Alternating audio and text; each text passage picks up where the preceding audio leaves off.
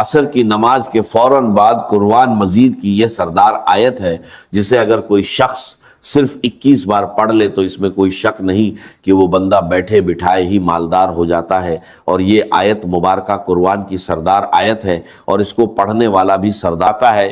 اور ایسی جگہوں سے رزق کا انتظام ہوتا ہے کہ پہلے دن ہی اس بندے کو وہاں سے رزق ملنے لگتا ہے جہاں اس کا گمان بھی نہیں ہوتا۔ اسی لیے جو لوگ مالدار ہونا چاہتے ہیں، اس عمل کے ذریعے، اس قرآنی سردار آیت کے ذریعے کئی لوگوں کے حالات بدلے ہیں، کئی لوگوں کی زندگیاں بدلی ہیں، کئی لوگوں نے ترقی پائی ہے، اور کئی لوگ جن کو ساری زندگی کچھ نہیں مل سکا تھا اور جو وظائف کر کر کے تھک چکے تھے، انہوں نے عصر کی نماز کے بعد اس کی تلاوت شروع کی، اور پھر ایسی جگہوں سے رزق کا انتظام ہوا کہ آج وہ لوگ جو غریبی کی زندگی گزار رہے تھے آج اتنے مالدار ہیں کہ لوگوں میں رزق تقسیم کر رہے ہیں۔ کیونکہ دیکھیں آپ نے عصر کی نماز کے بعد اور مغرب کی نماز سے پہلے اس عمل کو کرنا ہے۔ پھر اس کی برکتوں کے کیا کہنے، مغرب کی نماز کے فوراً بعد آپ کو اس عمل کی وہ برکتیں، معجزات، کرامات اور اللہ کی رحمتیں اور انوار و تجلیات بندے پر برسنا شروع ہو جاتے ہیں، اور یہ صرف اتنا سا ٹائم لگتا ہے۔ اس لیے جو لوگ ابھی تک وظائف کی دنیا میں قدم رکھ کر بھی محروم ہیں وہ اس عمل کو ایک مرتبہ ضرور کریں، خواتین ہو یا مرد حضرات، ہر کوئی اس عمل کو صرف ایک بار کر لے۔ خاص کر جو مالدار بننا چاہتے ہیں، تھوڑی محنت پر زیادہ رزق حاصل کرنا چاہتے ہیں، غیب کے خزانے حاصل کرنا چاہتے ہیں، میرے آقا نے خود ارشاد فرمایا کہ وہ شخص دوزخ میں نہیں جائے گا جو سورج نکلنے سے پہلے یعنی فجر اور سورج ڈوبنے سے پہلے یعنی عصر کی نماز پڑھے گا۔ عصر کے وقت کی اتنی اہمیت کو حدیث مبارکہ میں بیان کیا گیا ہے کہ اللہ تعالیٰ نے قرآن کے اندر بھی اس نماز کا ذکر فرمایا ہے اور بار بار تاکید کی ہے، اور اس کے درمیان جو وقت ہے عصر اور مغرب کے درمیان کا، اس وقت کا یہ خاص عمل ہے۔ آپ اس کو کسی بھی دن کر سکتے ہیں، اس میں دنوں کی کوئی قید نہیں، بس وقت کا ہونا ضروری ہے۔ تو آپ اسے ظہر کے بعد نہیں، فجر کے بعد نہیں، بلکہ عصر اور مغرب کے درمیان ہی کریں گے تو یہ ساری برکتیں جو میں بتا رہا ہوں، بے اولاد بھی اس کو کر سکتے ہیں۔ مقروض خاص کر اس عمل کو کریں گے تو مغرب تک انشاءاللہ رزق کا انتظام ہو جاتا ہے، قرضے سے نجات کا انتظام ہو جاتا ہے۔ اس لیے اس کی برکت یہ ہے کہ اگر کوئی بندہ بہت زیادہ مجبور ہے، بہت زیادہ تنگ دست ہے، جس کا کوئی سانحال نہیں، جو لوگوں کے رویے سے پریشان ہے، غریبی کی وجہ سے، مالی دولت کی وجہ سے پریشان ہے، اور یہ مہینہ بھی بڑی عظمت والا چل رہا ہے، اس بابرکت مہینے میں عصر کے بعد پڑھیں تو آپ کو خود اندازہ ہو جائے گا کہ یہ واقعی اللہ کے کلام میں کتنی طاقت اور تاثیر ہے۔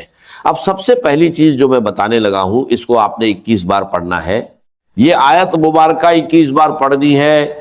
اسی طرح چند مخصوص آیات ہیں اور چند چیزیں ہیں جو اسی ترتیب کے ساتھ پڑھنی ہیں، لیکن ہر ایک کی تعداد مختلف ہوگی۔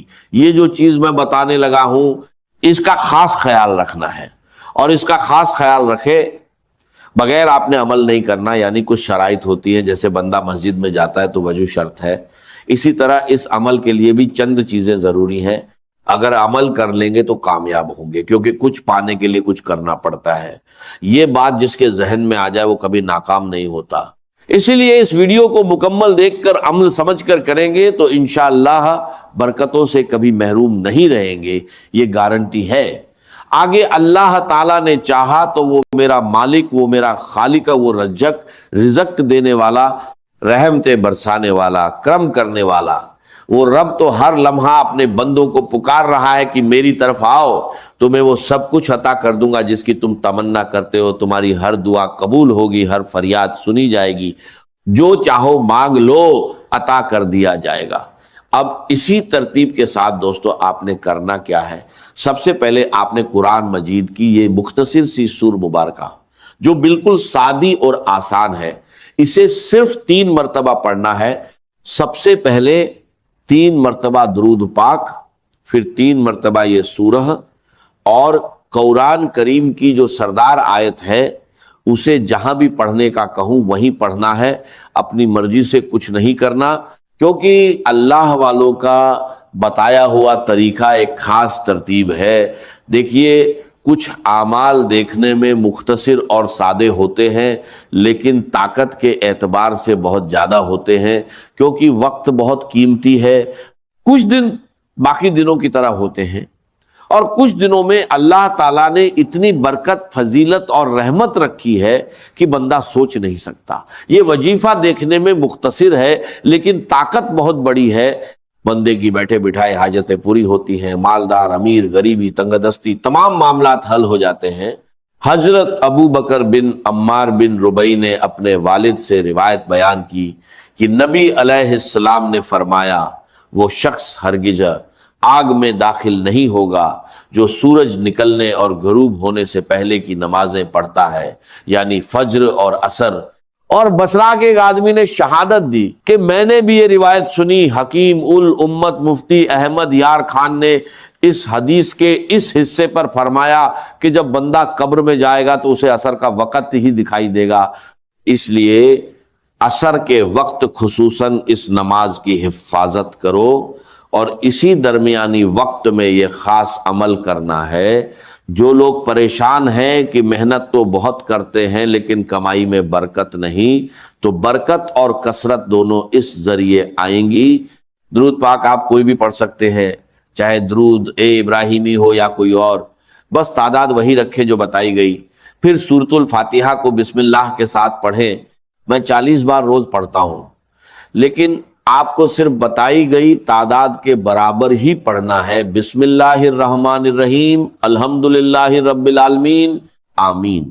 اور آمین کے 4 حرف کے برابر اللہ تعالیٰ اس بندے کے لیے 4 فرشتے مقرر کر دیتا ہے جو اس کے لیے دعا کرتے رہتے ہیں۔ تو جس کے لیے فرشتے دعا کرے وہ کیسے ناکام ہو سکتا ہے؟ اور نبی نے فرمایا جس کی اثر چھوٹ گئی گویا اس کا گھر مال لٹ گیا۔ اسی لیے آج کے بعد عصر کی نماز کو قضا نہ ہونے دیں، یہ عمل صرف ایک دن کر کے دیکھیں، دل کرے گا کہ روز کریں، روز برکتیں حاصل کریں۔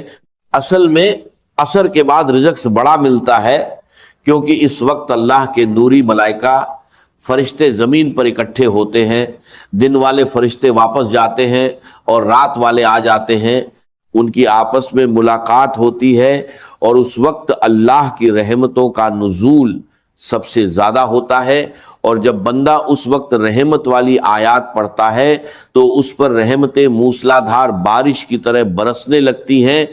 اسی لیے جو شخص ان نمازوں کا دھیان رکھے وہ جہنم میں نہیں جائے گا، اور جو نہ پڑھے اس کا سب کچھ برباد ہو جاتا ہے۔ اکثر دیکھا ہے لوگ نماز کے قریب نہیں آتے اور باقی سارے معاملات کرتے ہیں، پھر بربادیاں شروع ہوتی ہیں۔ اس لیے اگر آپ عصر چھوڑنے والے ہیں تو آج سے تہیہ کریں، اللہ کی بارگاہ میں سچی توبہ کر کے عمل شروع کریں کہ نمازوں کی پابندی، خصوصاً عصر کی پابندی کروں گا، انشاءاللہ کامیابی مقدر ہوگی۔ فاتحہ کو آمین کے ساتھ 3 بار پڑھیں۔ یہ وہ سورت ہے جو 2 بار نازل ہوئی جسے سورت مت کہا جاتا ہے۔ جب یہ نازل ہوئی تو فرشتوں نے عرض کیا کہ یہ خاص آپ کو عطا ہوئی، تو خاص چیز کی برکتیں خاص ہوتی ہیں۔ حضرت زریر بن عبداللہ فرماتے ہیں کہ حضور نے 14ویں رات کے چاند کی طرف دیکھ کر فرمایا کہ تم اپنے رب کو اسی طرح دیکھو گے بنا کسی مشقت کے، بشرطے تم نے فجر اور عصر پڑھنے میں کوتاہی نہ کی تو اللہ کی زیارت ہوگی۔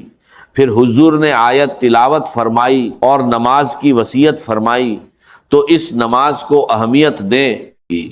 اس کے بعد سورۃ الاخلاص شریف پڑھیں۔ بسم اللہ الرحمن الرحیم، قل هو اللہ احد اللہ الصمد لم یلد ولم یولد ولم یکن لہ کفوا احد۔ سبھی صورتیں بسم اللہ کے ساتھ پڑھیں، کیونکہ جب بندہ وظائف کو ان کی شرائط اور طریقے کے مطابق پڑھتا ہے تو کامیاب ہوتا ہے۔ فاتحہ اور اخلاص پڑھنے سے اللہ ایک پورا قرآن پڑھنے کا ثواب دیتا ہے۔ 300 شہیدوں کے برابر ثواب لکھا جاتا ہے، رزق بڑھتا ہے، معاملات حل ہوتے ہیں، پریشانیاں ختم ہوتی ہیں، دکھ مصیبت سے نجات ملتی ہے۔ یہ ساری برکتیں اس عمل سے ملیں گی، اور یہ مہینہ بڑا خاص ہے۔ محرم اور رجب عزت والے مہینے ہیں، جو بندہ اس عمل کو کرے اس کی عزت، رزق اور دولت بڑھتی ہے، مسائل حل ہوتے ہیں، دعائیں قبول ہونے لگتی ہیں، کیونکہ اللہ اس عمل کرنے والے کو ہر سال حج کی توفیق عطا فرمائے، اتنے پیسے دے کہ وہ ہر سال حج کو جائے۔ اللہ کے خزانے وسیع ہیں، بندے کا گمان وہاں نہیں پہنچ سکتا۔ پھر سورۃ الکوثر پڑھیں، اس سے اللہ سارے گناہ معاف فرما دیتا ہے، چاہے سمندر کی جھاگ کے برابر بھی ہو۔ اور یہ سورت دشمنوں کے لیے تیر، معجزات، شفاعت، مقام، جنت کی عطا، صحابہ کی جماعت، دین کا غلبہ، دشمنوں پر فتوحات، سب کچھ اس کے اندر ہے۔ اسے 4 بار پڑھیں، چاروں سمتوں کے لیے ایک ایک بار۔